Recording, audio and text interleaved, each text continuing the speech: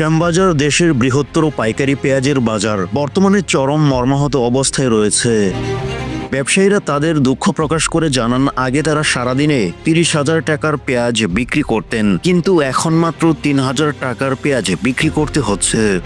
বাজারে পর্যাপ্ত পেঁয়াজ মজুদ থাকলেও চাহিদা অনুযায়ী বিক্রি বাড়েনি। বিশেষ করে রমজান মাসে পেঁয়াজের দাম গত 8 থেকে 10 বছরের মধ্যে সবচেয়ে কম। ক্রেতারা বলেন, গত কয়েক বছরে পেঁয়াজের এমন কম দাম তারা আগে কখনো দেখেননি। বিগত বছরগুলোতে দেশের পেঁয়াজের বাজার ভারতের উপর নির্ভরশীল ছিল। প্রতিবেশী দেশটি পেঁয়াজ রপ্তানি বন্ধ করলে দেশের বাজারে চরম সংকট তৈরি হতো।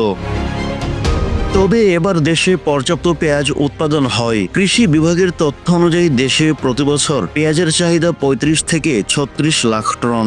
গত 3 মাসে দেশে 15 লাখ টন পেঁয়াজ উৎপাদন হয়, যার ফলে বাজার স্থিতিশীল রয়েছে। অন্যদিকে 2009 সালের পর এবছরই পেঁয়াজের দাম অস্বাভাবিক হারে নিম্নমুখী। 2009 সালে পেঁয়াজের দাম কেজি প্রতি 9 থেকে 10 টাকায় নেমে আসে। এবারও পেঁয়াজের দাম কমে কেজি প্রতি 17 থেকে 19 টাকায় বিক্রি হচ্ছে।